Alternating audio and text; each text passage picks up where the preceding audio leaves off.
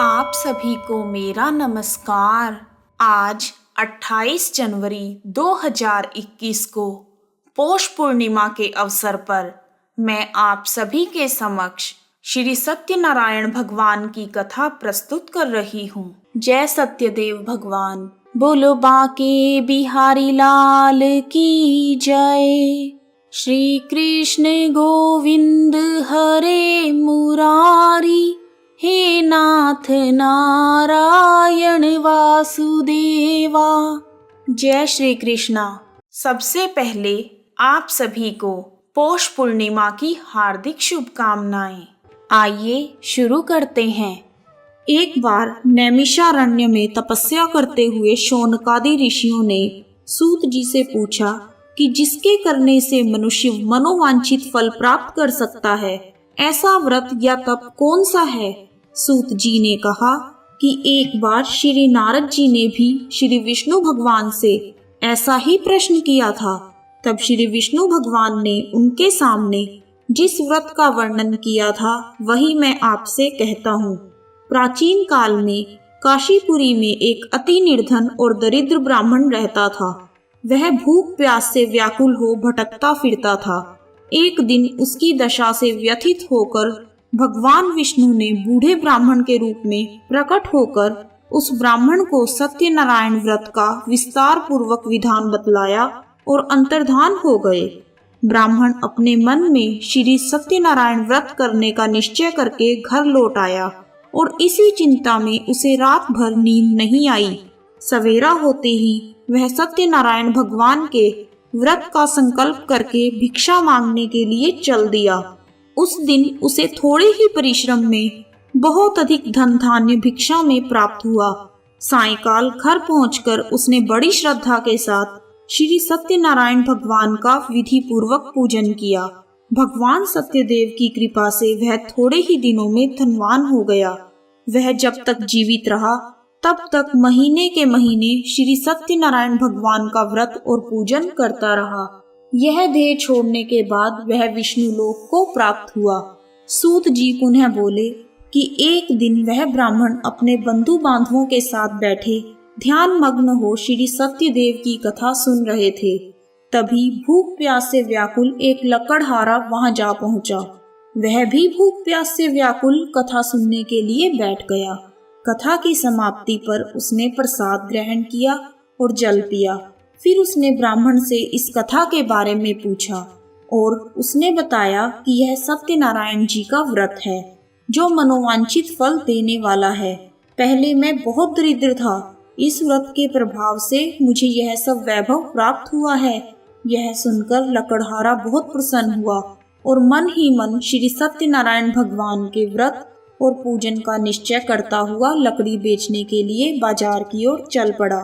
उस दिन लकड़हारे को लकड़ियों का दुगना दाम मिला। उन्हीं पैसों से उसने केले, दूध, दही आदि सभी पूजन की सामग्री खरीद ली और घर चला गया।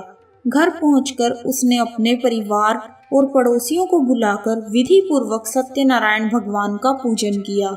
सत्यनारायण की कृपा से वह थोड़े ही दिनों में संपन्न हो गया। सूत जी ने फिर कहा कि प्राचीन काल में उल्कामुख नाम का एक राजा था। वह और उसकी रानियां दोनों बड़े ही धर्मिष्ठ थे। एक समय राजा रानी भद्रशीला नदी के किनारे श्री सत्यनारायण भगवान की कथा सुन रहे थे कि एक बनिया भी वहां आ पहुंचा। उसने रत्नों से भरी अपनी नौका को एक किनारे पर लगा दिया और स्वयं भी पूजा की जगह बैठ गया। वहां का चमत्कार देख उसने राजा को इसके बारे में पूछा। राजा ने बताया कि हम विष्णु भगवान का पूजन कर रहे हैं। यह व्रत सभी मनोकामनाएं पूर्ण करने वाला है। राजा के वचन सुन और प्रसाद पा बनिया अपने घर चला गया। घर पहुंचकर उसने अपनी पत्नी से व्रत के बारे में बताया और संकल्प किया कि मैं भी संतान होने पर यह व्रत करूंगा। उसकी पत्नी का नाम लीलावती था। सत्यदेव की कृपा से वह कुछ ही दिनों बाद गर्भवती हो गई और 10 महीने पूरे होने पर उसने एक कन्या को जन्म दिया। कन्या का नाम कलावती रखा गया और वह चंद्रमा की कलाओं के समान नित्य प्रति बढ़ने लगी। एक दिन अवसर पाकर लीलावती ने अपने पति को सत्यदेव का व्रत करने की बात याद दिलाई। उसने कहा, मैं यह व्रत कन्या के विवाह के समय करूंगा। यह कहकर बनिया अपने कारोबार में लग गया। जब वह कन्या विवाह के योग्य हुई तो उसने दूतों द्वारा खोज करवाकर कंचनपुर नगर के एक बनिए के सुंदर, सुशील और गुणवान बालक के साथ विवाह कर दिया। फिर भी बनिए ने सत्यनारायण भगवान का व्रत नहीं किया। इससे श्री सत्यनारायण भगवान अप्रसन्न हो गए। कुछ दिनों बाद बनिया अपने दामाद को साथ लेकर समुद्र के किनारे रत्नसारपुर में व्यापार करने लगा। एक दिन रत्नसारपुर के राजा चंद्रकेतु के खजाने से चोरों ने बहुत सारा धन चुरा लिया। राजा के सिपाही चोरों का पीछा कर रहे थे। चोरों ने जब देखा कि सिपाहियों से बचना कठिन है तो उन्होंने राजकोष से चुराया हुआ धन एक जगह फेंक दिया और स्वयं भाग गए। वहीं बनिए का डेरा था। सिपाही चोरों को ढूंढते हुए उसी जगह पहुंच गए और उन्होंने दोनों बनियों को चोर समझकर पकड़ लिया। राजा ने दोनों को जेल में डालने का आदेश दे दिया और उनका धन कोष में जमा कर दिया। श्री सत्यदेव के कोप से लीलावती और कलावती भी बड़े दुख से जीवन व्यतीत कर रही थी। एक दिन कलावती भूख प्यास से व्याकुल होकर एक मंदिर में चली गई। वहां पर श्री सत्यनारायण भगवान की कथा हो रही थी। वहीं बैठकर उसने कथा सुनी। प्रसाद लेकर रात होने पर घर पहुंची। माता के देरी का कारण पूछने पर उसने यह सब बात कह दी। उसकी बात सुनकर लीलावती को अपने पति की भूली बात याद आ गई और उसने श्री सत्यदेव के व्रत का निश्चय किया। उसने अपने बंधु बांधुओं को बुलाकर श्रद्धा पूर्वक कथा सुनी और विनम्र भाव से आर्त होकर प्रार्थना की कि मेरे पति ने संकल्प करके जो आपका व्रत नहीं किया है उसी से आप अप्रसन्न हुए थे। अब कृपा करके उनका अपराध क्षमा करें। लीलावती की प्रार्थना से श्री सत्यदेव प्रसन्न हो गए। उसी रात में श्री सत्यदेव ने राजा चंद्रकेतु को स्वप्न में दर्शन देकर कहा कि प्रातः काल होते ही दोनों बनियों को जेल से छोड़ दो और उनका सभी धन उन्हें लौटा दो, वरना पुत्र पौत्र समेत तुम्हारा राज्य नष्ट हो जाएगा। इतना कहकर सत्यदेव तो अंतर्ध्यान हो गए और राजा ने भी सवेरा होते ही दोनों बनियों को मुक्ति का आदेश दे दिया और साथ ही उनका धन उन्हें लौटा दिया और बहुत सम्मान पूर्वक उन्हें विदा किया। दोनों बनिए आनंदित होकर अपनी नौका लेकर अपने घर चल पड़े। तभी श्री सत्यनारायण भगवान सन्यासी के वेश में उनके समीप आए और बोले कि तुम्हारी नौका में क्या है? बनिए ने हंसते हुए उत्तर दिया, नौका में तो फूल पत्तों के सिवाय कुछ भी नहीं है। यह सुनकर दंडी स्वामी ने कहा, तुम्हारा वचन सत्य हो। स्वामी के चले जाने पर बनिए ने देखा कि नौका तो हल्की हो गई है। उसे बड़ा कौतूहल हुआ और देखा और बेहोश होकर गिर पड़ा। उसकी नौका में हर जगह फूल पत्ते ही थे। परंतु दामाद ने कहा, इस प्रकार हड़बड़ाने से काम नहीं चलेगा। हमें उन्हीं दंडी स्वामी के पास जाना चाहिए। यह उन्हीं की करामात है। उनसे चलकर प्रार्थना करेंगे तो फिर से वैसा ही हो जाएगा।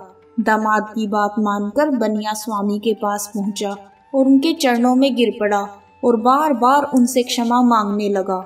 उनकी विनीत प्रार्थना से भगवान ने प्रसन्न होकर उसे इच्छित वरदान दिया और स्वयं उसी जगह से अंतर्ध्यान हो गए। बनियों ने नाव के पास जाकर देखा तो अब वह धन रत्नों से भरपूर थी। तब उन्होंने श्री सत्यदेव भगवान का पूजन किया और कथा सुनी। फिर वह घर की ओर चल दिए। अपने नगर के समीप पहुंचकर बनिए ने लीलावती के पास अपने आने का समाचार भेजा। लीलावती उस समय श्री सत्यनारायण भगवान की कथा सुन रही थी। उसने अपनी पुत्री कलावती से कहा कि तुम्हारे पति और पिता आ गए हैं। मैं उनके स्वागत के लिए चलती हूँ। तुम भी प्रसाद लेकर शीघ्र ही नदी तट पर पहुँच जाना। कलावती प्रसन्नता के कारण इतनी विमुग्ध हो गई कि वह कथा का प्रसाद लेना ही भूल गई और तुरंत ही नदी के तट की ओर दौड़ पड़ी। वह ज्यों ही नदी के किनारे पहुंची, उसके पति समेत नौका जल में डूब गई। यह देख बनिया हाहाकार करके छाती पीटने लगा। लीलावती भी दामाद के शोक में विलाप करने लगी और कलावती अपने पति के खड़ाऊं लेकर सती होने को उद्यत हुई। तभी आकाशवाणी हुई कि हे वणिक, तेरी कन्या सत्यनारायण भगवान के प्रसाद का निरादर करके पति से मिलने के लिए दौड़ी आई है। यदि वह प्रसाद लेकर फिर आएगी तो उसका पति जी उठेगा। यह सुन कलावती घर की ओर दौड़ गई और श्री सत्यनारायण भगवान का प्रसाद लेकर नदी के किनारे आई और क्या देखती है कि उसके पति समेत नौका जल पर तैर रही है। यह देख बनिया भी प्रसन्न हो गया और अपने घर पहुंच गया। वह जब तक जीवित रहा तब तक श्री सत्यदेव भगवान का व्रत करता रहा तथा श्रद्धा पूर्वक कथा को सुनता रहा। इसके पश्चात सूत जी बोले कि एक समय तुंगध्वज राजा शिकार खेलने के लिए वन में गया हुआ था। वहां उसने देखा कि एक बरगद के वृक्ष के नीचे बहुत से गोप ग्वाल इकट्ठे होकर श्री सत्यनारायण भगवान की कथा सुन रहे हैं। राजा ने न तो सत्यनारायण भगवान को नमस्कार किया और न ही पूजन के पास गया। गोपगण राजा को देखकर स्वयं प्रसाद लेकर उसके पास आए और प्रसाद राजा के सामने रख दिया। राजा ने प्रसाद की कुछ परवाह नहीं की और महल की ओर चला गया। राजद्वार पर पहुंचते ही राजा को मालूम हुआ कि उसके पुत्र पौत्र और धन संपत्ति सब नष्ट हो गए हैं। उसे वन की घटना स्मरण हो आई और उसने विचार किया कि श्री सत्यदेव के प्रसाद का निरादर करने के कारण मुझे यह दुख प्राप्त हुआ है। यह सोचकर राजा पुनः वन में दौड़ा गया और सब गोप ग्वालों के साथ मिलकर श्रद्धा और भक्ति के साथ श्री सत्यदेव भगवान का पूजन करके प्रसाद ग्रहण किया। इसके बाद वह जब घर पर लौट आया तो उसके मृत पुत्र पौत्रादि सभी जी उठे और नष्ट हुई संपत्ति भी ज्यों की त्यों हो गई।